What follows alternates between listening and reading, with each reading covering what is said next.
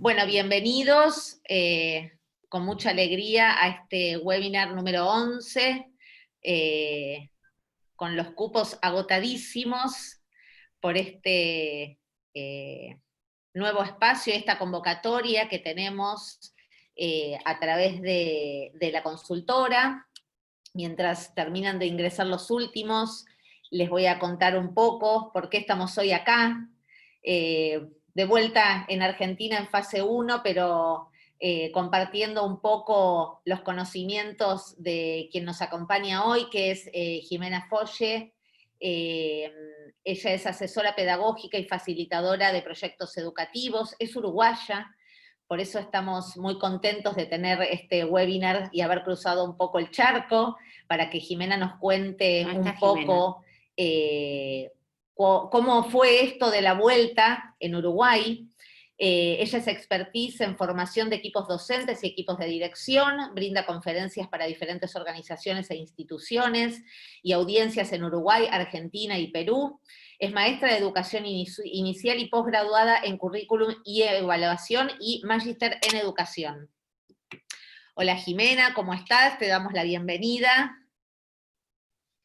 Bueno, muchas gracias Daniela. Primero que nada agradecerles que me hacen, o me da la posibilidad de saltar el charco, porque la realidad es que yo trabajo mucho allá, o trabajaba mucho allá, y desde hace 6 meses no lo estoy haciendo, o sea que es una alegría para mí poder estar de alguna manera con ustedes. Lo seguimos muy de cerca acá, toda la situación que ustedes están viviendo, y estamos atentos a cómo es el devenir de las cosas también en el país de ustedes. Así que desde acá muchas veces pensamos en, bueno, en la fuerza que tienen como país y como población, que son tan resilientes, porque la historia de ustedes es siempre así, como de alto impacto, y ustedes siempre salen adelante, así que para nosotros es una fuente de admiración que ustedes sean así. Y bien, en este caso, para poder acercarles un poquito de lo que nosotros tenemos como experiencia previa a la de ustedes, porque vamos con el proceso un poco más adelantado, de alguna manera, de lo que ustedes han venido viviendo. La idea, si querés pasar, Daniela, la idea que desarrollamos charlando con Daniela y con Karina en el momento que hicieron el contacto, era la de poder tener un espacio donde pudiéramos sentir, pensar y hablar de las acciones, ¿verdad? Porque esta pandemia, este coronavirus, ha tenido un impacto tan potente en todos los aspectos de nuestra vida, que no podemos, como hacemos en general, y sobre todo los docentes, separarlo en, bueno, cómo lo razonamos, cómo lo organizamos, y mis emociones quedan afuera. Esto nos impactó en la vida personal, y la vida personal nuestra, obviamente, es parte constituyente de nuestra vida profesional para quienes trabajamos en la educación, y en general tenemos la habilidad de poder fragmentarnos de alguna manera, porque no puede trascender demasiado a nuestros niños, a nuestros padres, las vivencias personales. Pero no es el caso de esta situación. Se han roto barreras, hemos sido totalmente investidos en nuestras características de vida y en cómo contactar con las características de educación con nuestros niños. Entonces lo que vamos a tratar de hacer en este rato es poder atravesar sentimientos, emociones, pensamientos o ideas para conjugarlas de la mejor manera y que resulten lo más favorable posible para nuestra educación, ¿no? La educación de nuestros pueblos, que necesitan mucho de generar el cambio y de personas que quieran avanzar en este cambio. Por lo tanto, lo que ustedes van viendo ahí, que yo les dejé en esa diapositiva, no es una agenda lineal que vamos a seguir, pero sí serían todos los aspectos que estaríamos tratando de tocar, o que vamos a tocar si el tiempo nos da. Daniela, vos avísame cuando ves que estoy muy lenta o muy rápida, por favor, para que podamos tratar de optimizar el tiempo. La siguiente. Daniela, la siguiente diapositiva. Eso. Bien. Si bien ustedes pueden decir, bueno, vamos a estar hablando de cosas que ya pasaron, uno de los aspectos que uno fue constituyendo y fue entendiendo, juntos también con las participaciones que pude tener de organismos internacionales en referencia a las experiencias europeas, que están aún más A adelantadas ver, que bueno, nosotros, acá toco. es que mucho de lo que nos No, pasó, ¿dónde está la flecha? mucho de lo que nos pasó, Espera.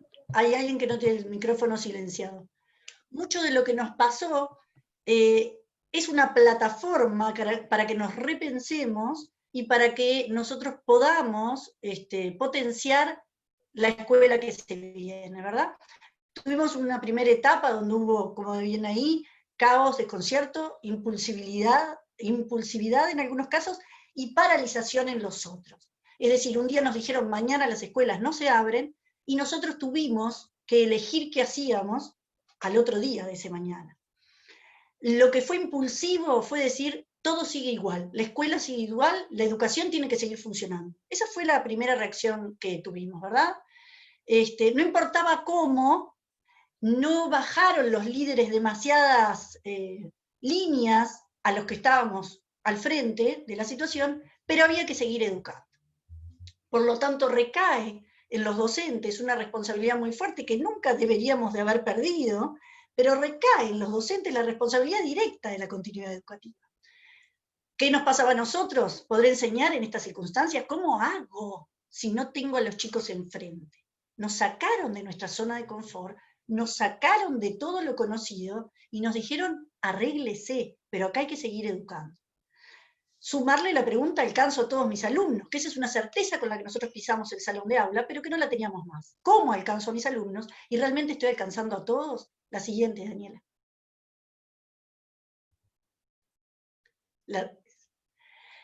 Después de que pasamos de ese caos y de esa impulsividad de hacer sin saber mucho cómo, empezó el tiempo de agobio, de desborde y de frustración. Nos dábamos cuenta que nosotros habíamos dado continuidad al enseñar, pero no recibíamos nada a cambio de qué estaban aprendiendo estos niños. En general se iniciaron no sé allá, pero acá las plataformas donde los docentes podían conectarse con el niño, pero el niño no podía dar su feedback.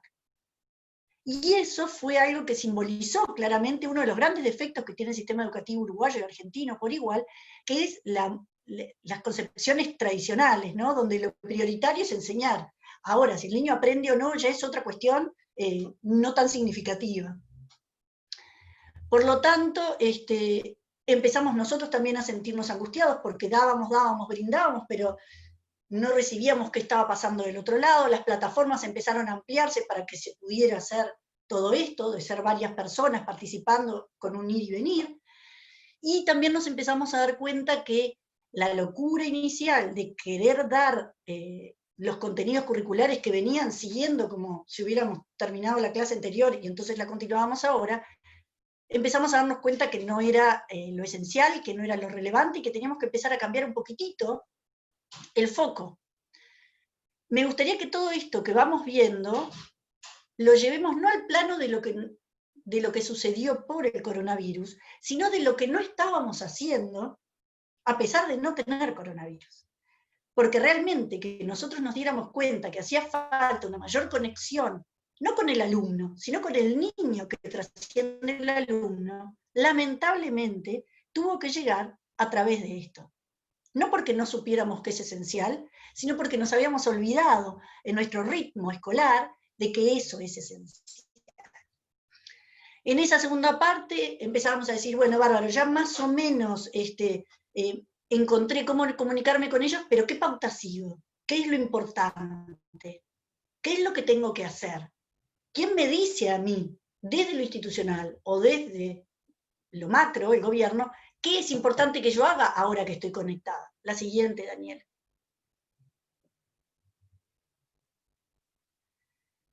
Entramos en una tercera fase donde teníamos nuevas rutinas, los docentes tuvimos que salirnos de utilizar las planificaciones que podíamos haber tenido y creamos nuestras nuevas proyecciones de una manera más situada, donde tomábamos los insumos de la realidad, del contexto, de las características de la situación, para entonces nosotros revisar de qué manera y con qué herramientas íbamos a darle continuidad a la educación. Mejoramos en el manejo de la tecnología, ampliábamos las posibilidades, una vez que supimos usarla, empezamos a ser más creativos en cómo usarla.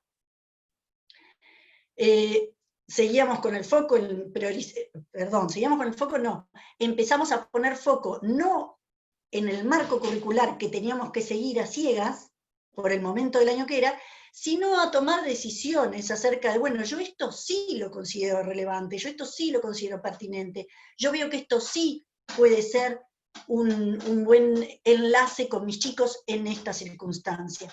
Pasamos de obedecer ciegamente al currículo a atravesarlo a través de nuestro sentido crítico y nuestro sentido contextual para priorizar el currículo.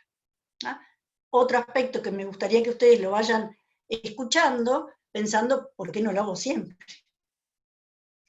Porque eso debería ser, ¿verdad?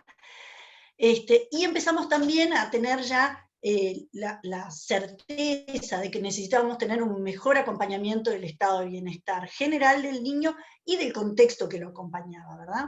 Pero por supuesto, inmediatamente que empiezo a tener cierta tranquilidad, vuelve la ansiedad. ¿Cómo voy a evaluar? ¿Qué me van a pedir que evalúe? ¿Tengo que evaluar de tal o cual manera? Y lo otro, que era lo más difícil de sobrellevar, que para nosotros ya tiene una respuesta, pero que para ustedes todavía no tiene respuesta, es ¿hasta cuándo voy a seguir en esta modalidad? Porque es distinto que yo organice o priorice el marco curricular, sabiendo que por 3 meses voy a educar así lo tengo que hacer durante todo el año. Cambian mis estrategias. La siguiente, Daniela.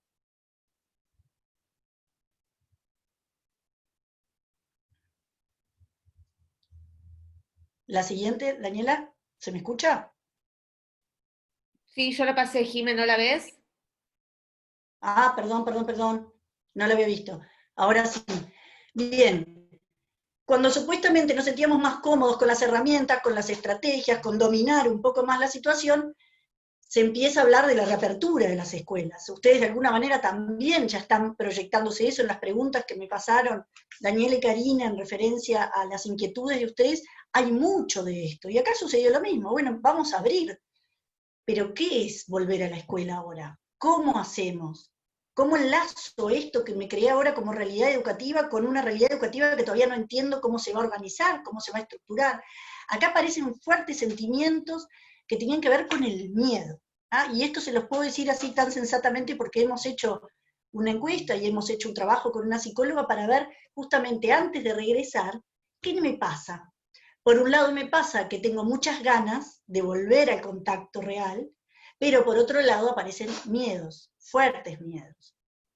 Y la dificultad que empezamos a sentir para justamente mediar esos miedos entre lo que es real, porque hay determinadas cosas que son reales y me generan miedo, y aquellos miedos que de repente ya tenemos información de que no es tan grave. Por ejemplo, un aspecto que fue muy difícil de correr del miedo es el rol que juegan los niños en esta pandemia y el nivel de contagiosidad que tienen.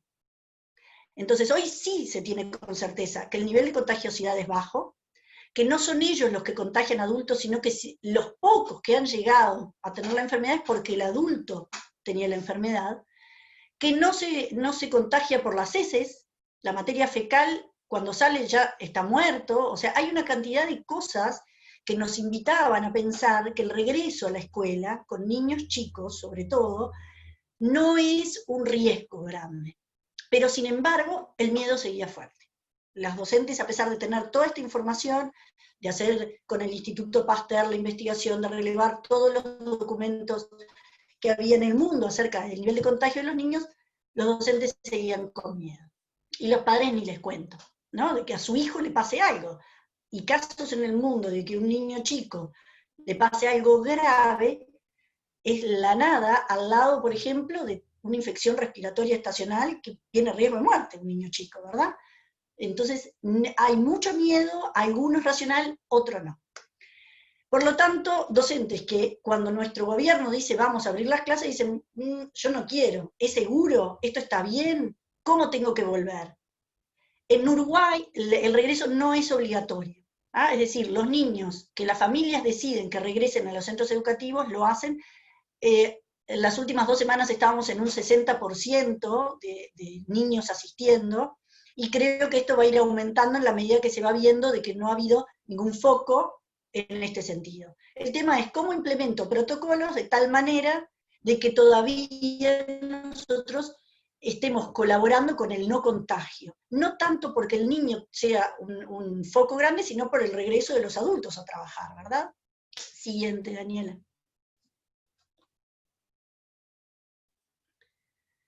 Bien, esas tres fases, que tres no, eran cuatro en realidad, porque la cuarta ya es cuando estamos regresando, son fases que nosotros vivimos emocionalmente, pero que aún no hemos tenido el tiempo de detenernos a darle el significado y el valor en referencia al impacto en la educación que tiene que tener.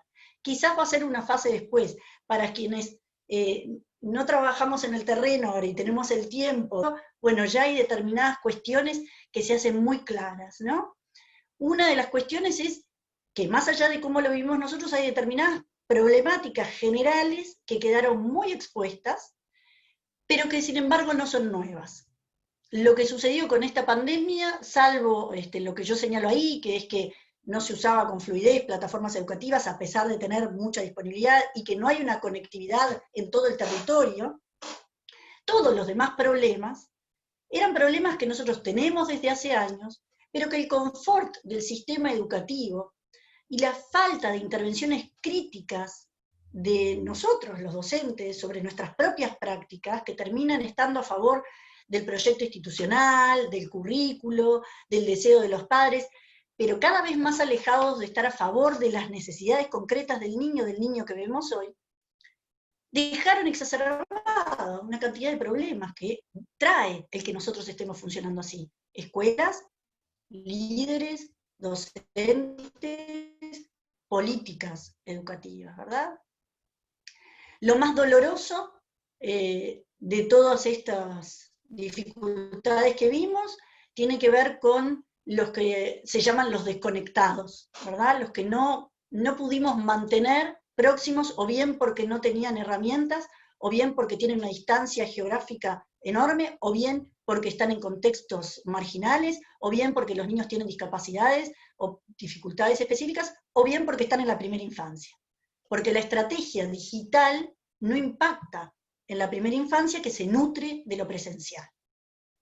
Entonces, lo más doloroso de los problemas que quedaron visibles es el hecho de que el sistema educativo de nuestro país, del de ustedes y el de Latinoamérica, aún profundiza mucho la desigualdad de oportunidades. Aún cuando decimos que la escuela es el lugar donde se igualan oportunidades, realmente se nos está haciendo difícil. Hemos mejorado en la cobertura muchísimo, tenemos muchos más niños en Latinoamérica dentro de la escuela, pero la pregunta clave es qué estamos haciendo dentro de las escuelas, que todavía muchos de ellos al egresar siguen estando desconectados o por fuera de las habilidades básicas para poder entrar a vivir en sociedad en bienestar, ¿verdad?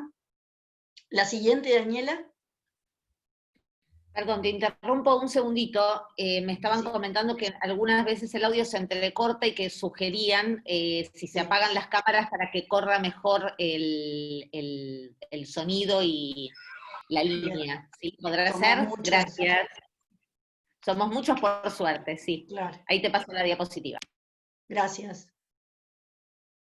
Bien. Acá yo les hago un listado rápido de las principales evidencias de lo que es la dificultad en nuestro sistema escolar todavía, y sobre todo en nuestros paradigmas escolares, ¿no? Es decir, por ejemplo, con el hecho de que nosotros nos ocupáramos de seguir brindando enseñanzas, y recién semana después nos diéramos cuenta que hay necesidad de recibir los aprendizajes y entender los aprendizajes para saber qué enseñanzas son eficaces, es algo que quedó muy claro.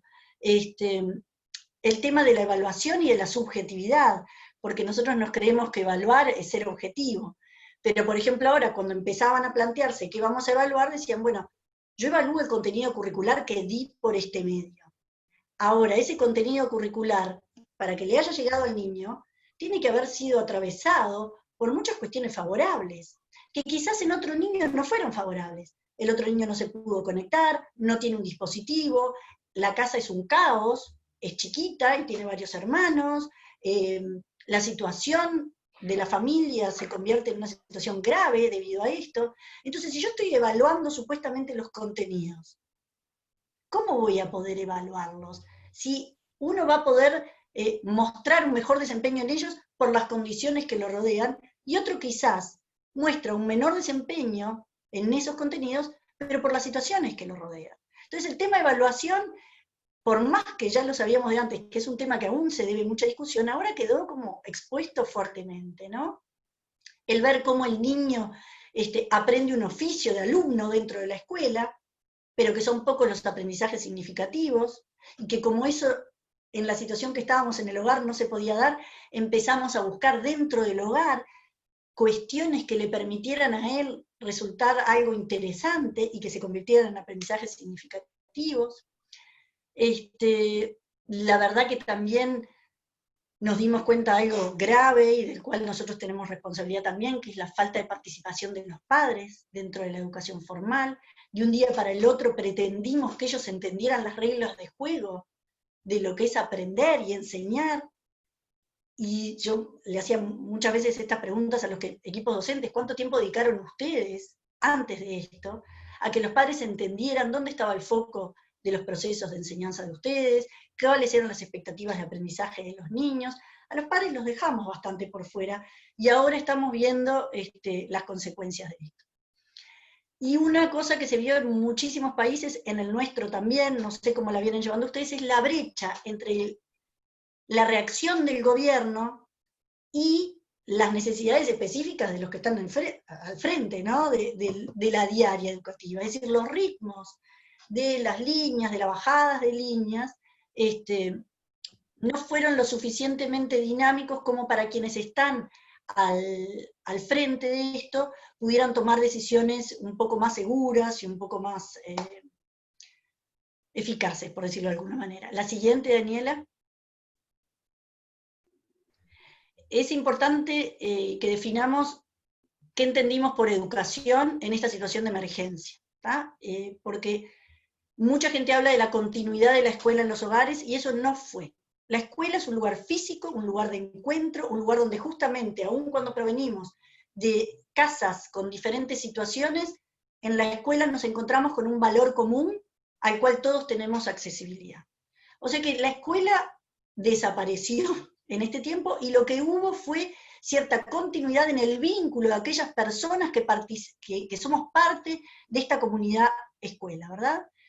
Lo otro que sí fue un desafío adaptativo, es decir, se nos presentó un desafío sin que pudiéramos recurrir a experiencias previas, salvo en África, que vivieron esto con el ébola, que escuché a un director africano contarnos el premio del año pasado, el Teacher Global Prize, contarnos que, bueno, que ellos los agarró con ciertas estrategias porque por el ébola lo habían vivido.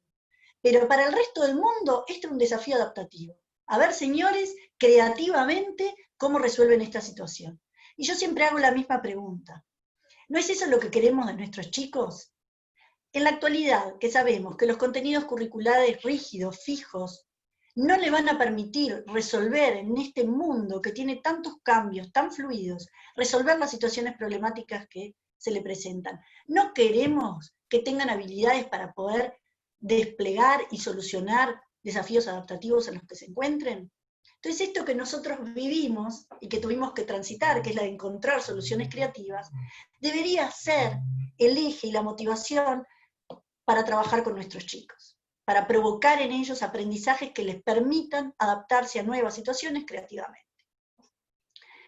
Fue una educación de emergencia, no es la educación que tenemos que desarrollar, no debemos esta educación extenderla cuando ya no estemos en un contexto crítico, porque pierde fuertemente los conceptos matrices del sentido de educación que tiene nuestro sistema y el sistema de ustedes, que es muy similar. Sí fue una continuidad de vínculos, tratamos de mantener esas caras reconocibles entre los niños, los docentes, entre la institución y la familia, eso sí fue. Sí fue un lugar de despliegue de las herramientas digitales, de la comunicación online, pero no sustituyó lo que es el aprendizaje presencial. y fue sí un delivery de contenidos, en muchos casos, y en aquellos casos que pudimos alcanzar a los conectados, y lamentablemente fue un delivery de comida o de kit de limpieza para los desconectados. ¿Ah? Pero esto es educación en una situación de emergencia, no es educación, es un paréntesis entre la educación real. La siguiente, Daniela. Bien. UNESCO dijo rápidamente cuando se inició todo esto, en el aula el docente es el primero en recibir las necesidades sociales y emocionales del niño. Y una de las cosas que nos dimos cuenta, por lo menos en Uruguay, es que cuando el niño pasó a quedar dentro de la escuela, con una infancia que el 50% está bajo la línea de la pobreza, esos niños quedaron invisibles para nosotros.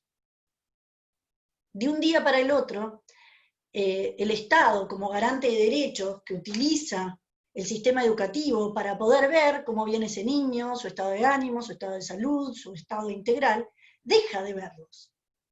Y tenemos un montón de niños dentro de sus casas sin que nosotros sepamos qué es lo que está sucediendo. Y habiendo cortado, además, toda la otra red de acciones que se despliegan a través de la escuela, ¿verdad? Porque al igual que ustedes, cuando algo detectamos en la escuela, bueno, se va derivando a las diferentes áreas, a los diferentes especialistas, para que esto sea atendido. Entonces, realmente el impacto mayor que tuvo el corte de la escuela, sobre todo en primera infancia, fue que el niño se convirtió en un niño invisible para el Estado. Y, por suerte, la computadora lo que permitió era poder poner un poco más de ojo sobre estos niños y lo que estaban viviendo. Pero nuestra cultura escolar, al igual que la de ustedes, se basa en la presencialidad, en estar junto con un otro, en lograr que esa persona que nace como ser humano devenga en persona, porque se constituye con la mirada humanizante de otro. Entonces el hecho de no tener un otro no permite justamente que la educación cumpla con su fin. Si entendemos que la educación es enseñar y cumplir el programa, por ahí la podemos seguir cumpliendo con este sistema online. Ahora, si entendemos que la educación es que una persona pueda desplegar su mayor potencialidad para cada una de sus competencias, para poder integrarse en bienestar, en paz y en democracia a una sociedad, entonces esto no fue educación y no debe instalarse en nuestros sistemas educativos. La siguiente, Daniela. Los desafíos que se presentaron para las instituciones, para los docentes, para los niños, en el inicio, van a ver ustedes que son casi los mismos desafíos que se van a presentar cuando se reinician las clases presenciales. Las instituciones tenían que, obviamente, pensar un cronograma, pensar estructuras, priorizar, generar redes de trabajo, estar constantemente enlazados con otros, cosa que en la educación pasa poco, más bien que estamos con nosotros, son pocas las instituciones que desbordan y comparten experiencias.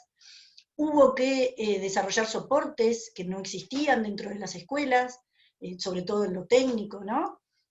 Había que ver de qué manera empezábamos a mantener esa comunicación, y esto que decíamos, el ojo sobre nuestros niños, para que podamos reconocer y saber qué proceso estaban viviendo, hacer el seguimiento en los casos que la urgencia o la emergencia implicaba que nosotros desarrollamos intervenciones. Siguiente, Daniela. Los docentes tuvimos que reperfilar nuestro rol, se acabó aquello de, bueno, con esto estoy cómoda, con esto me manejo, esto lo domino, se nos acabó, se nos expulsó a lo desconocido, tuvimos que empezar a navegar, de alguna manera en el aprendizaje, mucho más que en el enseñar. Creo que eso es algo que nos abrió otra vez a la sensibilidad acerca de la importancia que tiene para nosotros aprender antes de enseñar. Nosotros estábamos muy metidos en enseñar, creyendo que sabíamos cómo se debía hacer, y creo que ahora nos damos cuenta que es imposible que sigamos enseñando si no aprendemos.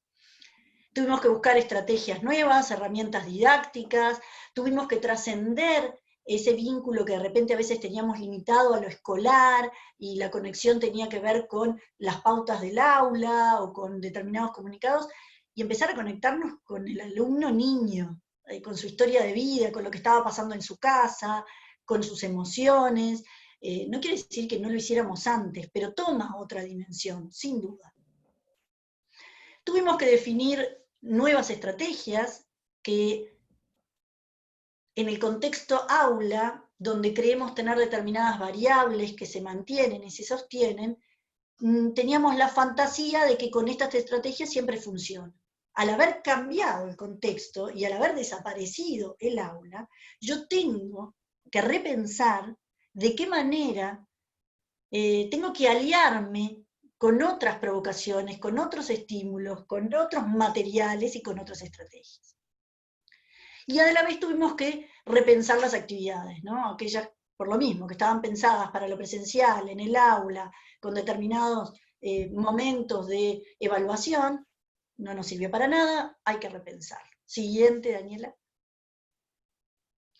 En referencia a las actividades, también tenían que ser muy específicas, con mucha caracterización para que se pueda hacer a distancia. Tuvimos que encontrar nuevas oportunidades en lo que nos brindaba el contexto que teníamos en nuestro hogar. Materiales cotidianos se convirtieron en materiales didácticos. Eso realmente es algo que quienes trabajamos, por ejemplo, inspirados en la pedagogía de Reggio Emilia, venimos manejando hace tiempo. Bueno, los objetos reales, concretos de la diaria, son promotores y provocadores de aprendizaje. Pero en general estamos acostumbrados a utilizar materiales didácticos concebidos para el aprendizaje. Bueno, esto nos hizo como reflotar el hecho de redescubrir una cantidad de materiales que se convierten en didácticos gracias a nuestra intervención. Y por supuesto ser mucho más significativas las propuestas, porque el niño del otro lado de la pantalla retira la atención y puede hacer lo que se le canta, y nosotros no podemos moderarlo como cuando lo tenemos presente. Siguiente, Daniela. Para los alumnos fue un gran desafío.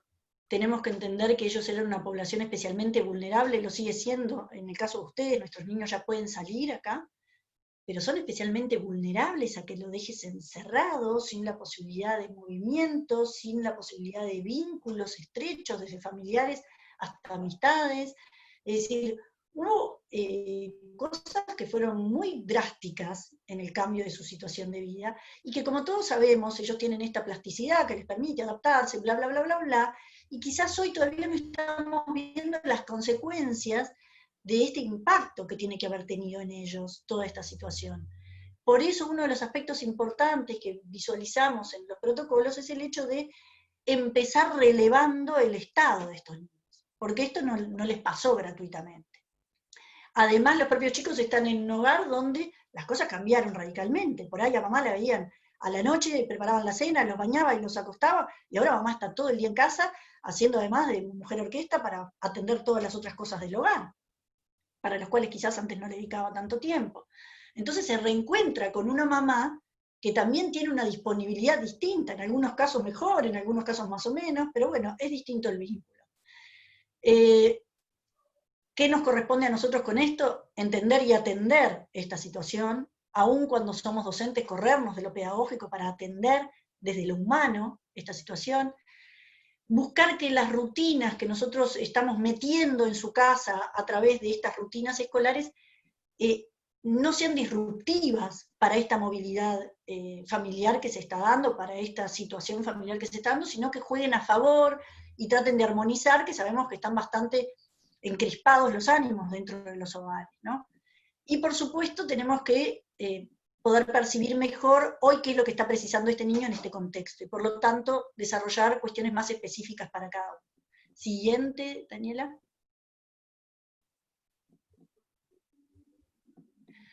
Bien, para las familias también es todo un desafío, esto que hablábamos, ¿no? De repente se desvincularon de otras personas, personas que eran de apoyo, personas que acompañaban el desarrollo o las intervenciones de su hijo, la familia, que empieza a quedar como más desmembrada. Sabemos que en Uruguay y en Argentina todo esto de amontonarnos en familia y de tener proximidad es algo que nos caracteriza. Todas las problemáticas que surgieron por el impacto de esta pandemia, desde lo laboral, lo financiero, lo económico, familias con adultos a los cuales tienen que empezar a hacerse cargo, pero también a la distancia. Por lo tanto, nosotros también entender y atender esto, jugarnos a favor de ese clima familiar, y las propias familias poder percibir cómo sus hijos tienen características propias para lograr acceder a esos aprendizajes. Eso fue algo muy bueno.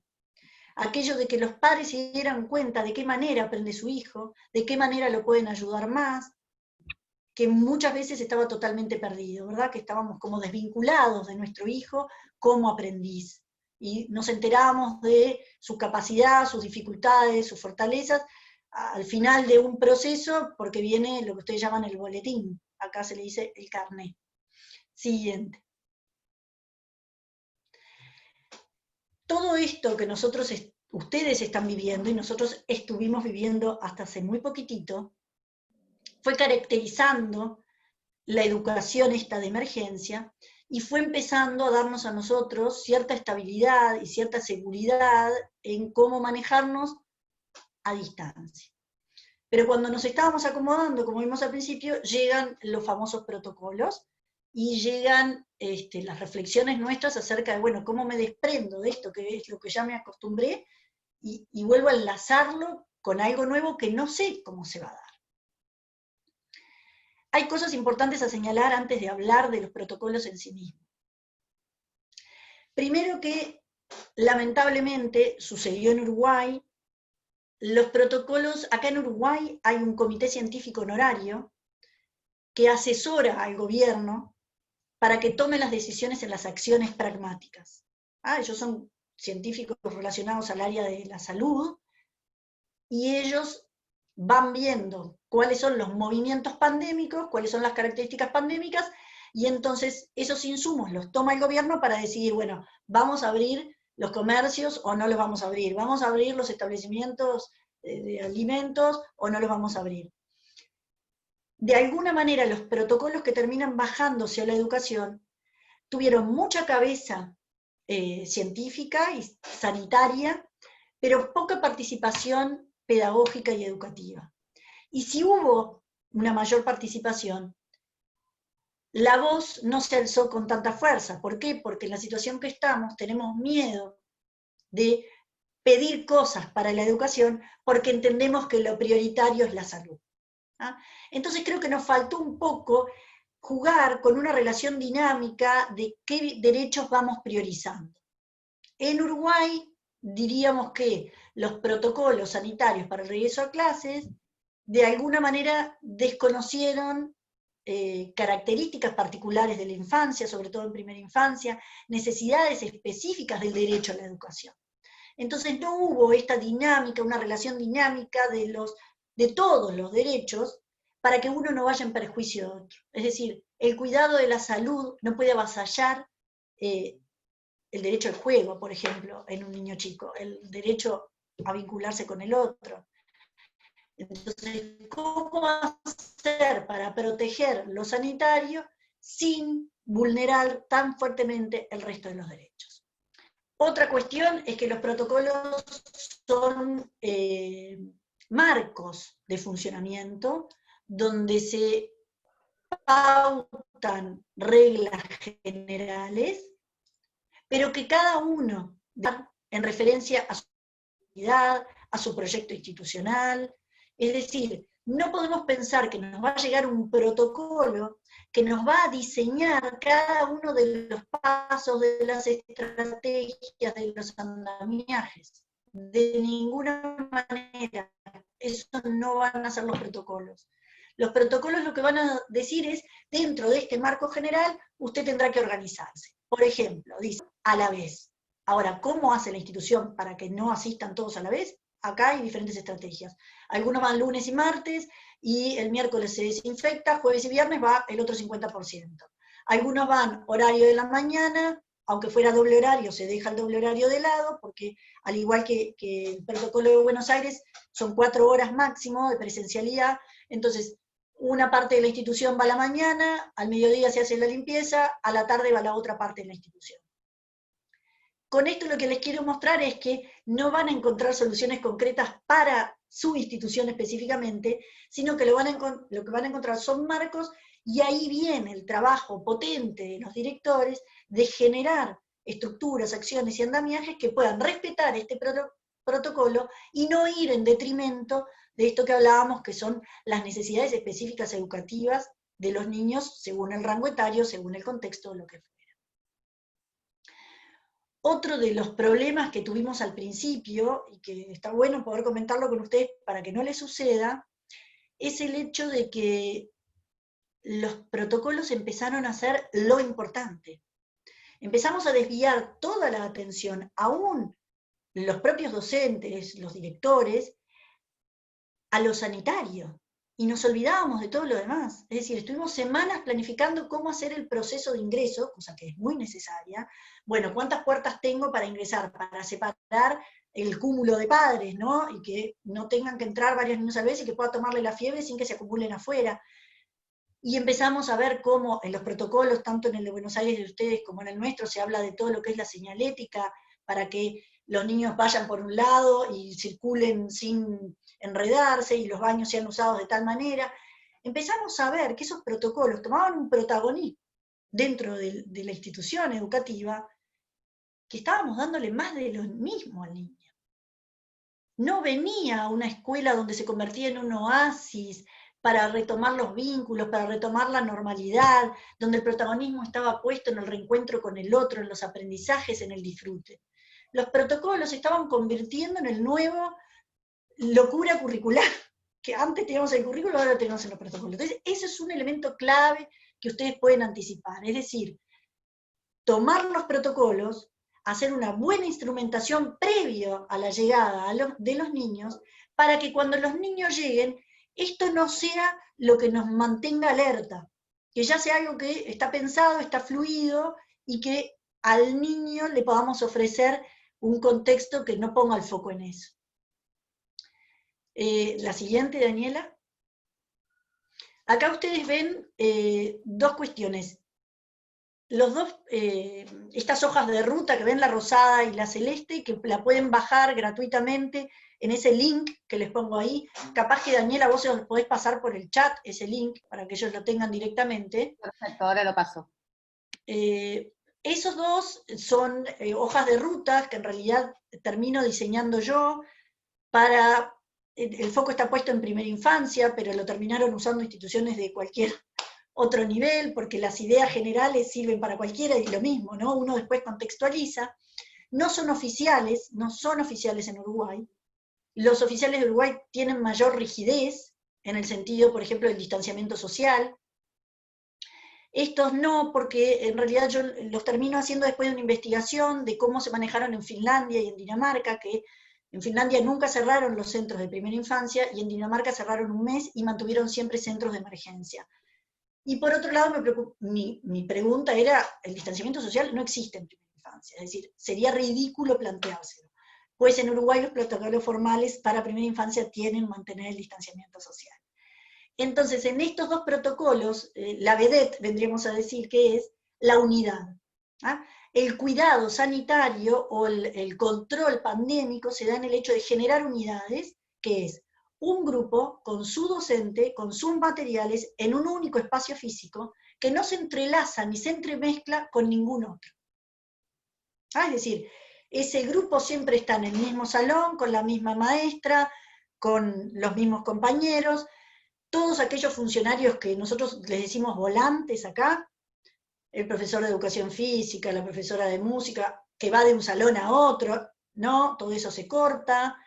Lo que tratamos de hacer es que tenemos el control de una población sana, con todo el proceso protocolar para el ingreso, y es la que repetimos todos los días. Por lo que de haber algún caso emergente, estaría acotado, no sería una cosa desperdigada. El uso de los espacios comunes también, es decir, lo que se busca acá es cambiar toda la estructura física y de movimiento para no ir en contra del contacto, porque el contacto es inevitable, y porque además sabemos que el contacto entre niños no son generadores de mayores contagios. ¿Ah? Entonces, no son los oficiales, son los que desarrollé yo, que termina levantando, como ven ustedes, UNESCO, pero que les puede servir a ustedes para tomar ideas, para reconfigurarlas y para mejorar ideas que yo en su momento no debo haber tenido. El siguiente es el de Ciudad de Buenos Aires, que me lo pasaron Karina y Daniela.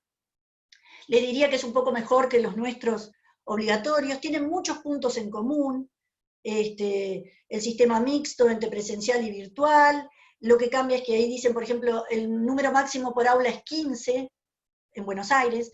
En Uruguay el número máximo es dependiendo que puedas respetar el metraje, esos 2 metros, por ejemplo, ¿no? Cambian algunas cosas. Es igual el tema de los horarios, 4 horas y no más. Ustedes habilitan que se pueda dar alimentos. Acá en Uruguay en 4 horas dijeron alimentos no. Estuvieron mucho más lúcidos con el uso de tapaboca. En estos protocolos que yo les estoy compartiendo, sí, el uso de tapaboca de los docentes en el aula, con los alumnos, en esa unidad, no, porque realmente hay que devolver la mirada humanizante a estos niños que no la están teniendo. Y Buenos Aires dice, no es necesario, cuando salgo del salón y me empiezo a cruzar con los otros adultos, sí. Tienen muchas cosas en común, yo creo que tienen un grado mejor que los nuestros oficiales, de mayor flexibilidad a las necesidades específicas. A ver si hay algo que me... Lo que ustedes tienen diferente es que ustedes van a tener que empezar a pedirles las vacunas, van a tener que presentar las vacunas. Acá en Uruguay, para que tú inscribas a un niño en el sistema educativo, ya tenés que haber presentado las vacunas. Y eso es una cosa que parece ser, es una de las hipótesis, nos jugó muy a favor, porque nuestro sistema de vacunación parece tener una vacuna que no es obligatoria en todos lados, y bueno, están con esa hipótesis de que por ahí nos está yendo bien como una de las cosas. Nada, un comentario. Pero está bueno que bajen el de Buenos Aires también, que lo revisen, porque además va a ser el que los va el que ustedes van a tener que cumplir, pero hay un enlace fuerte entre uno y otros, y ellos están más dirigidos a la unidad también, a esto de mantener las unidades específicas juntas. La siguiente, Daniela. ¿Cómo estamos de tiempo, Daniela? Es que no te van a alargar, Jimena, me parece, porque hay tantas preguntas que... Yo no leo ninguna porque no tengo las lentes. No hay problema, seguí tranquila. Bueno. Tenemos los protocolos, tenemos las experiencias y las emociones que nos atravesaron, y tenemos la incertidumbre de entonces cómo va a ser esta escuela del día después. Creo que hay 2 escuelas del día después. Una es la concreta, la que a nosotros ya nos empezó a pasar, y a ustedes les va a pasar no sé cuándo, pero espero que pronto. Para esa escuela del día después sí vamos a tener muchos pensamientos en lo sanitario, en el bienestar de estos niños que regresan, a ver cómo están, y en lo pedagógico, obviamente, que vamos a hacer el resto del año para poder acompasar los ritmos de aprendizaje. Pero no quiero que nos olvidemos que no es momento, porque además ustedes están en pleno embestida del coronavirus, que está la escuela del día después. Es decir, que nosotros no hayamos transitado por toda esta experiencia, que nosotros no hayamos pasado por todo este cimbronazo, donde nosotros revisamos una cantidad de cosas, sin que éstas se conviertan en un insumo para el cambio. Porque si con esto nosotros no cambiamos todas las debilidades de nuestro sistema educativo, no sé cuándo lo vamos a cambiar. Porque como vimos, son los mismos problemas de siempre los que quedaron expuestos. Pero existe la dificultad grave en la educación, que aquello que la teoría nos dice que debería ser, difícilmente permea nuestras prácticas. Difícilmente nos hace a nosotros cambiar la actitud, la mirada, los paradigmas. Entonces tenemos que tratar de capitalizar todo esto que nos pasó, el hecho de que realmente en ese listado largo que les puse de las cosas que quedaron en evidencias, sean la plataforma para no seguir con la escuela que tenemos.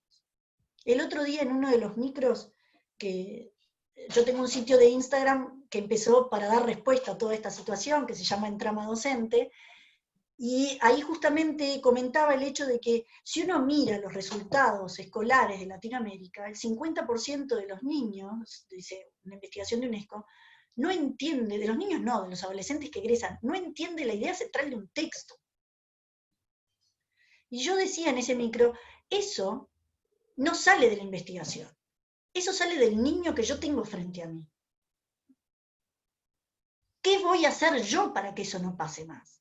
¿Voy a seguir esperando cambios en las políticas educativas? ¿O tienen que ver conmigo? ¿El agente de cambio no soy yo? ¿Quién es el responsable que capitalicemos todo esto que aprendimos? sí, el gobierno, todo lo que ustedes me quieran decir.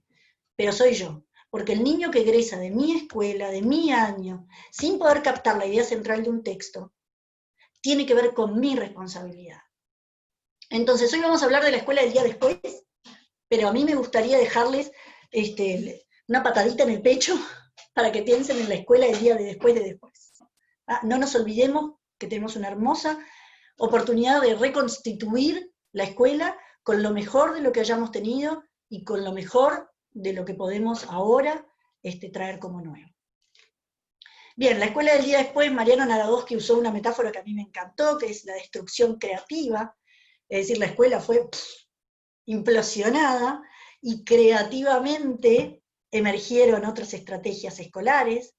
Entonces la escuela del día después no va a aparecer porque abramos la puerta y lleguemos a nuestro salón y ahora se ve diferente, sino porque nosotros vamos a tener que de esta destrucción haber generado algo que favorezca mis posibilidades como docente, que le devuelvan el sentido a mi profesión y sobre todo que le devuelvan el sentido al niño por los aprendizajes, que es lo que está más apagado.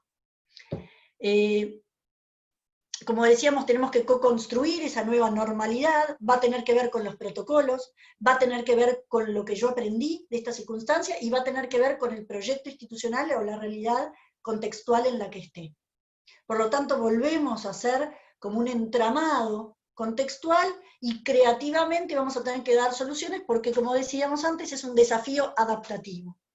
No tengo una solución única, no tengo antecedentes, sino que yo estoy pasando por esto por primera vez, esta institución está pasando por esto por primera vez, y el mundo está pasando por esto por primera vez. La siguiente, Daniela. Empecé a gritarme cuando no tengo más tiempo. Las preguntas, si somos docentes responsables, las preguntas que nos tenemos que hacer es, primero, ¿qué escuela queremos? ¿Qué escuela es la que quiero yo? Y dejémonos de decir, bueno, pero así, a mí la directora me lo pide así, a mí este centro educativo me lo pide así, porque es como banalizar nuestro rol y dejarlo en un lugar donde somos simples técnicos que aplicamos sin plantearnos qué tal esto para mis alumnos. Entonces, planteémonos qué escuela queremos y seamos constructores de esa escuela. Si nos juntamos con otros es mucho mejor, no cerremos el aula y chuchuchú. Esto nos obligó a trabajar en red, que es algo que tendríamos que hacer siempre. Mantengamos eso fuertemente. Esta para mí es otra pregunta clave, ¿no? que me la provocó pensar en un seminario de Reggio Emilia. ¿Cómo conjugamos el derecho a la educación con el derecho a la salud? Que no les pase lo que nos pasó a nosotros, que fuimos como los caballos con esto acá, los sanitarios, para reabrir por los sanitarios. Pará, pero ¿qué otros derechos estoy avasallando por cuidar su salud? Porque cuidar su salud es que no se contagie del coronavirus, pero también es que no tenga eventos traumáticos. Estemos alertas. Y realmente que definamos si vamos a querer una pedagogía sanitaria o no. ¿Qué me propongo yo hoy? Porque cuando volvamos a la escuela seguimos en situación de emergencia, ¿no? Hasta que esto desaparezca, no sé cómo, pero bueno, cuando desaparezca ya no será adecuación de emergencia. Pero yo, ¿qué tipo de pedagogía voy a ponderar? Me lo tengo que plantear. Siguiente, Daniela. Muchas de las preguntas que me pasaron tenían que ver con esto. ¿Cómo es que me tengo que organizar? Por un lado, tengo que conocer y reconocer muy bien los protocolos que van a ser los que me van a enmarcar lo que puedo y lo que no puedo. Después de que sé lo que puedo y lo que no puedo, voy a considerar 2 fases, 3 dimensiones y muchas alteraciones. La fase previa al regreso de los chicos es el trabajo potente de la institución y de los directores junto con los docentes. Ahí hay mucho de comunicación anticipada, qué es lo que va a seguir existiendo en nuestra institución durante esta educación de emergencia, qué es lo que no va a haber más, porque, o sea, no se olviden que después el padre va a llegar con el nene y va a decir, pero ellos antes tenían educación física de tal manera. No, señor, eso no lo va a tener más. Pero si yo lo digo antes, estimados padres, el regreso a la escuela va a ser en estas condiciones. Entonces, desarrollar un andamiaje que me reía mucho, porque una de las personas que puso las preguntas dijo, ¿tengo que contratar a un ingeniero? Sí, casi que sí. Alguien de logística hay que contratar para poder implementar todas estas alteraciones que va a haber. Pero cuanto mejor trabaje la institución, los líderes, junto con los docentes y con los padres, previo al regreso de los chicos, más se nos va a facilitar el regreso de los chicos y más foco vamos a poder poner en ellos. Nos vamos a alejar más de esa pedagogía sanitaria que no queremos. Que yo no quiero, capaz que algunos de ustedes lo quieran. Entonces, cuando los niños lleguen a habitar los espacios educativos, nosotros ya vamos a tener cierta fluidez en los aspectos organizacionales y en los aspectos sanitarios. O sea que en esas dos fases claves, fuerte rol de la institución y del liderazgo de los directores, con una importante comunicación de las decisiones que se tomen, y en la segunda fase, sobre todo la de los docentes, para que esos andamiajes tengan acciones eficaces, que son los docentes quienes las van a llevar adelante finalmente, ¿verdad? Las tres dimensiones, bueno, primero es atender el bienestar sanitario en esta situación de emergencia, es decir, cumplir con los protocolos. La segunda dimensión es el bienestar emocional de los niños. Y la tercera dimensión son los aprendizajes. Hicimos un cambio radical en las prioridades. La educación hoy no tiene que ver tanto con el aprender y el enseñar como con el bienestar. Que lo mismo que les dije al principio, ¿no debería ser siempre así? Un niño que no tiene bienestar, ¿está disponible para los aprendizajes que yo planifiqué en mi casa, tranquila, desayunando, y que después pongo frente a él? Esta es una de las buenas cosas que nos trajo la pandemia. Incorporar a nuestro vocabulario la palabra bienestar antes que enseñar. Los procesos, bueno, alteraciones muchísimas, desde lo organizacional, qué espacios voy a ocupar y de qué manera para respetar las cantidades, el no entrecruzamiento, todo lo espacial va a tener que cambiar. El gimnasio va a ser usado como aula probablemente para que puedas abarcar todos estos chicos que tenés que separar. Déjenme ver porque son tantas las cosas, cuáles les puedo nombrar así rápido, porque voy a empezar a saltearme algunas. Bueno, la proximidad física se altera, cómo construimos corporeidad, qué vamos a tener permitido o no. Esto se lo digo entre nosotros y que no salga de acá, ¿verdad? Pero el distanciamiento físico, por más que está en los protocolos, todos sabemos que no se respeta. No se respeta el distanciamiento físico, y no se respeta porque creemos que estamos haciendo mejor no respetándolo. Y porque tenemos claridad acerca de, como les dije, cuáles son las características de contagio en la población infantil, ¿verdad? No estamos arriesgando ni vida ni nada. Bueno, el tiempo escolar va a cambiar, aquello de que todos estábamos a la vez, en un mismo horario dentro del centro educativo no va a pasar, no hay simultaneidad de asistencia, vamos a tener que pensar qué hacer con los hermanos, porque yo les juro que si el director tiene que contratar a un ingeniero para saber cómo organizar los espacios, los padres tienen que contratar fletes, porque cuando te quedan descuajeringados los 3 hijos que tenés, por horarios, por días o por lo que fuera, es todo un problema. O sea que atentos también a eso cuando se contemple. Bueno, la agenda escolar va a ser otra, va a haber una cantidad de actividades que no se van a hacer, importante comunicarlas antes, importante reformular los roles, aquellos que desarrollaban actividades dentro de la institución que no se van a dar en esta situación de emergencia, bueno, ¿qué otro rol puede tener? ¿De qué manera puede colaborar en aquello que nos está faltando gente, porque muchas de las personas van a estar en población de riesgo, no van a poder reincorporarse? Es decir, hay que hacer toda una logística también en referencia a los funcionarios y a la atención de los chicos. Los procesos de limpieza, bueno, acá algunos protocolos eran que tenías que tener poco más que una persona en cada salón parado refregando todo el rato. Eso no es viable, está clarísimo. Uno de los grandes desafíos para las instituciones educativas privadas es lo financiero, porque las estatales, bueno, tienen ese apoyo, pero lo privado, o sea, esto es también un desafío financiero enorme para las instituciones privadas. Y dentro de las alteraciones en los procesos, el proceso que más se va a afectar es el de que el foco va a estar puesto, como decíamos, en el niño y en su situación general y en su bienestar, para después empezar a pensar en cuáles son los aspectos de enseñanza y aprendizaje que tengo que ponderar. La siguiente, Daniela. Bueno, esto es un poco lo que hablamos, los roles claves, es decir, está el protocolo, bárbaro, el protocolo está definido, me lo baja el gobierno, o las diferentes líneas que se lo bajen ustedes, el Ministerio de Educación, acá hay varios protocolos, porque la educación no está abarcada solo por el Ministerio de Educación, sino por muchas otras oficinas gubernamentales, es un caos. La institución va a tener que interpretar y ejecutar o desarrollar toda una logística para que estos protocolos puedan cumplirse, pero a la vez ser respetuosos y aliarse con las necesidades específicas del niño, y ese es el rol clave del director en esa fase anterior, el rol clave del docente para que estas acciones sean respetuosas de esos andamiajes y a la vez atiendan de manera próxima al niño, hablar con las familias, anticipar cómo van a ser las cosas, los procesos, describir el detalle. Acá muchas instituciones hicieron como videitos de lo que iba a pasar cuando llegaran, cómo se van a parar, dónde está marcado, cuándo le toman la fiebre, qué tiene que llevar, qué no tiene que llevar, para que todo eso no sean obstáculos que se van a sumar al regreso a las clases. Necesitemos ganarnos la confianza de estos papás que sientan que los niños están yendo a un lugar seguro, en esto que yo les decía, que hay miedos que se mantienen aún cuando son infundados.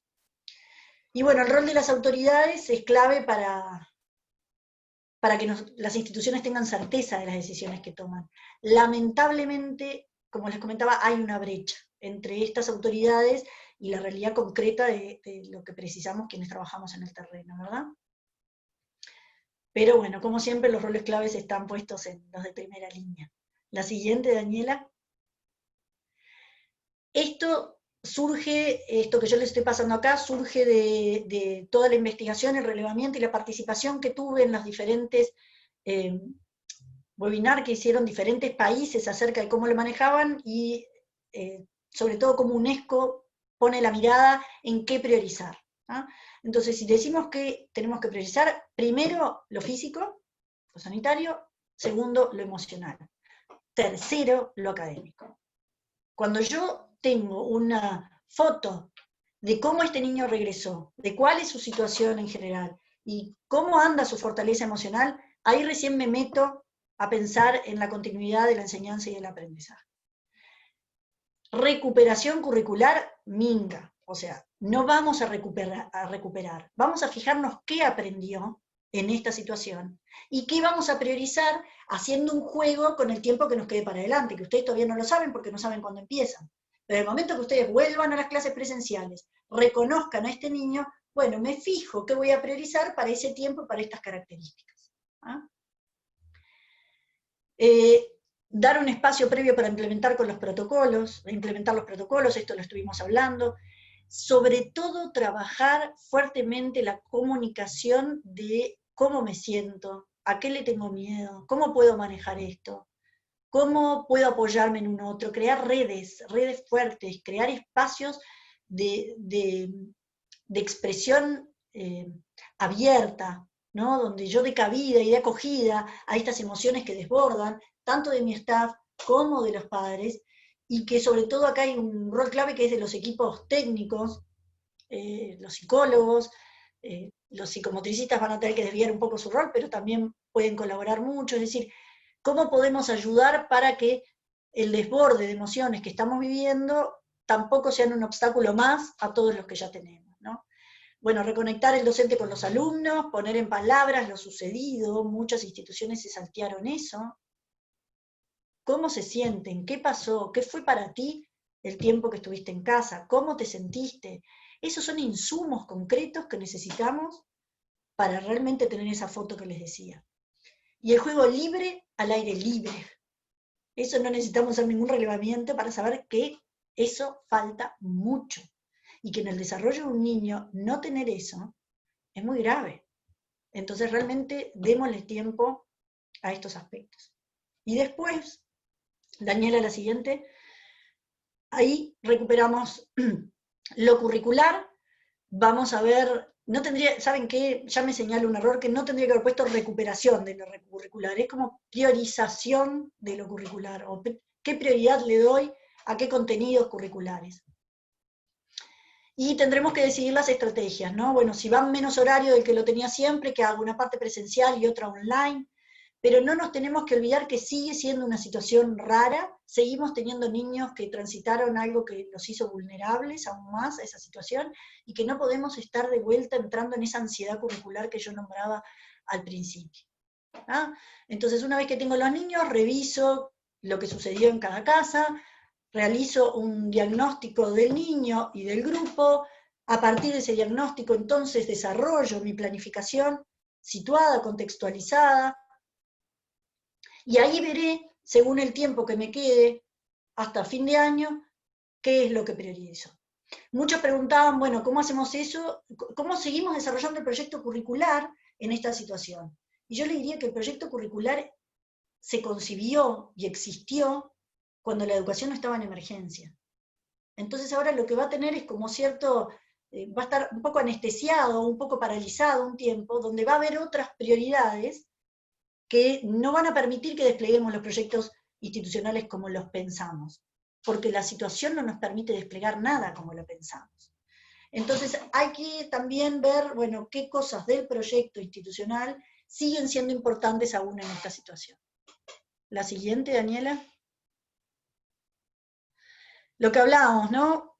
La escuela del día después de después, tenemos que pensar en una escuela sostenible, resiliente, preparada para una futura crisis, tenemos que pensar en otra escuela, no en la que tuvimos hasta ahora, que ya nos demostró que es obsoleta, que su estructura fue pensada para que el mundo entero pudiera alfabetizarse, y en eso fue muy eficaz hace muchos años, pero que no está siendo eficaz para la alfabetización actual que precisan los jóvenes. Entonces, usemos esto de plataforma para repensarnos.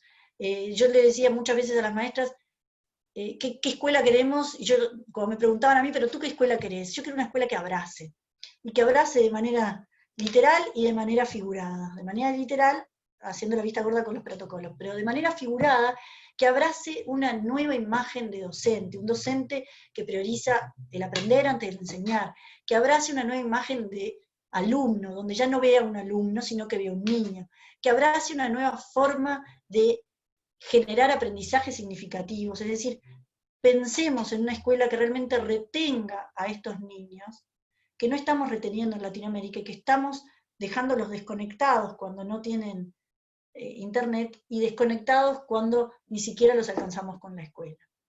Y ustedes tienen un pensador en educación que a mí me encanta, que es Jaime Echeverry, y en su libro La tragedia educativa, él dice, la escuela es el último bastión, porque veo la pantalla y no veo qué dice. Es como el último refugio del humano, ahí está. Y realmente creo que eso es lo que entendimos. Nosotros perdimos el último bastión de humanidad cuando perdimos la escuela. Perdimos la conexión humana, perdimos el abrazo. Y eso es algo que no nos podemos permitir, y que sabemos cada uno de nosotros, los docentes, que no queremos que sea. Ahora el desafío es pensar cómo vamos a hacer para que eso no sea, y para que nosotros tengamos la responsabilidad de volver a abrazar esta educación. Creo que terminé, Daniela, ¿o hay una más? No, estamos ahora con algunas preguntas que habían surgido, que yo me voy a activar la cámara, así me ven. Dale. Algunas de las preguntas que habían surgido, de los formularios que habían completado, que yo se las pasé a Jimena, de todos modos en el chat han preguntado muchísimo, porque claramente tenemos muchas inquietudes de este regreso. Muchas de las que vos compartiste ahí en la pantalla, comentan acá el tema de las vacunas, que dicen que acá sí es cierto que es obligatorio pedir las vacunas. ¿Qué va a pasar con esos profesores medio itinerantes, ¿no? Que están un ratito en un colegio, otro ratito en otro colegio? ¿Cómo trabajarlo eso? Te voy diciendo algunas de las cosas que voy viendo acá en el chat. También el tema de los egresos, dice cómo van a manejar los egresos del preescolar, séptimo y quinto año, frente a este año medio inconcluso que han tenido. Cómo van a manejar el tema de los iniciales y los maternales. Bueno, nosotros esto lo habíamos hablado, Jimena, que es como el espacio donde hablan de un distanciamiento social tan poco factible, ¿no? En los iniciales y en los jardines. Pero bueno, acá hay algunas de las preguntas que te comparto. Bien. El tema de educación inicial no está especificado en el de ustedes, en el del Gobierno de Buenos Aires, no está especificado el tema del distanciamiento social. Nosotros, O claro, sea, nosotros incluso son borradores, todavía no hay nada está. certero. Está dando vueltas también uno del Ministerio de Educación, pero todavía no Claro, tenemos. y es evolutivo, porque de acá a 3 semanas puede cambiar y viste, tienen que poner otras cosas. Es decir, Exactamente. yo apelo a la sensatez, apelo a que se escuchen las voces de los pedagogos que son en el mundo tendencia, y que se puedan ver, mira, hay una nota de Heiko Freire, Heiko se escribe Heiko, Freire, que habla justamente de esto, Heiko Freire. Ahí lo escribí en el... Está, eso, exacto. Lean, no me acuerdo cómo se llama la nota, pero busquen Heiko Freire y los protocolos sanitarios para la primera infancia. Yo apelo que realmente, a ver, una de las cuestiones que quedó obviamente visible es cómo todavía la primera infancia no es considerada como una fase específica, con características propias y con necesidades propias.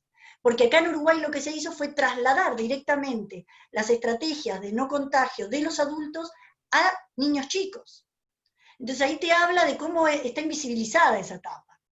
Porque hay otras estrategias, como esta de las unidades que yo planteo en estos hojas de ruta, que no las inventé yo, sino que, bueno, las fui componiendo de investigaciones de otros países, pero que son países donde se prioriza al niño, y se lo entiende como una persona que tiene derechos y necesidades específicas, y que debemos proteger.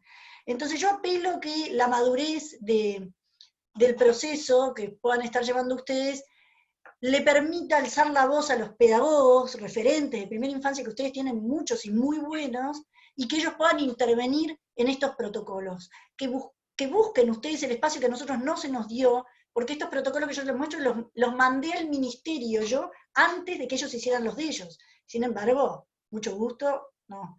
Pero que ustedes puedan encontrar espacios donde conjugar y co-construir esos protocolos con docentes, no solamente con quienes se encargan de la sanidad. En referencia a los egresos, acá es un signo de interrogación también. Todo lo que tiene que ver con la evaluación certificatoria de progresión de un nivel al otro, acá todavía no se pensó. Y creo que ni siquiera en Europa, que están más adelantados, se está pensando. Si tú me preguntás intuitivamente, yo creo que, gracias, por suerte, gracias a Dios, se va a hacer una evaluación más de las habilidades blandas, de la participación, del compromiso, de la responsabilidad. Creo que vamos a tener la suerte de hacer una evaluación de las competencias, que es lo que deberíamos hacer siempre. Y creo que sostenidos en esa evaluación de competencias se tomarán decisiones. Pero es una intuición, no hay nada definido con esto. Bien, les cuento algunas cosas. La charla esta la vamos a subir en un ratito a nuestro canal de YouTube, que es @robconsultora. Mucha gente quedó afuera de esta charla, con lo cual pensábamos con Jimena en que seguramente habrá una segunda o una tercera parte también, porque hay mucho por seguir charlando sobre este asunto hasta que volvamos. También les dejo ahí un link, que es el link de la encuesta. Algunos habían mencionado que no les había llegado por mail la encuesta para que luego se bajen el certificado de participación, así que les dejo el link ahí. Y otra cosa más, antes de cerrar, el jueves que viene es feriado, con lo cual nuestro webinar lo vamos a hacer el miércoles 8, con una participación también muy especial, así que estén atentos al anuncio que en breve sacaremos. Jimena, maravilloso, voy a dejar de compartir así nos vemos más grandes todos. Ahí estamos. ¡Ay, qué cantidad de gente! Somos ¡Qué un montón. alegría! Sí, somos muchos. Sí. Gracias, muchísimas gracias a todos por participar, por seguir apostando a este espacio de una horita y media. Voy a Hoy sacarles estoy una foto. por suerte, disfrutando de la charla. Muchísimas gracias, Jimena. Te doy unos minutitos para que te despidas vos también. Bien, yo les agradezco la atención, debo haber sido una producción de palabras que los debo haber dejado atornillados, espero que pueda servirles para disparar en ustedes reflexiones, ideas, porque creo que lo que nos sirve ahora tener estos encuentros y hablar entre todos es que una idea de uno suma para otra idea, para otra idea, para otra idea, y ayuda a que tengamos una fuerza conjunta para salir de esto. Sé que no la están pasando bien, sé que lo están pasando bastante peor que nosotros. Tengo muchos amigos y casi familiares, y familiares allá, así que desde acá los seguimos en las noticias, y nos duele el proceso que están teniendo que vivir, pero como les dije al principio, también conocemos las capacidades que tienen ustedes como pueblo para siempre salir adelante, así que les deseo lo mejor, les deseo que tengan mucho optimismo en el regreso a los centros educativos, que sientan también el regocijo de reencontrarse con un rol que está bastante ninguneado a nivel social, pero que de esta manera nos convirtió en personajes un poco más visibles y un poco más respetables, pero que el que sigamos en boca de todo el mundo halagando nuestra profesión depende de que nosotros realmente nos mostremos como profesionales. Y en este momento que somos tan visibles y que entramos a cada una de las casas, nosotros nos jugamos la profesionalidad. Así que sigan demostrando lo que son, lo que pueden, y creo que la sociedad va a empezar a entender que somos bastante esenciales. Les mando un abrazo desde Uruguay y espero volver a vernos. El mensaje que pusiste al final, para que todos puedan ver tu mensaje, que dice: gracias y mucha fuerza, compromiso, responsabilidad y optimismo para este regreso. Gracias a vos, Jimena, nuevamente por aceptar nuestra convocatoria. Un placer. A todos por participar nuevamente, orgullosos de seguir generando este momento y este encuentro. Los esperamos la próxima. Muchísimas gracias a todos.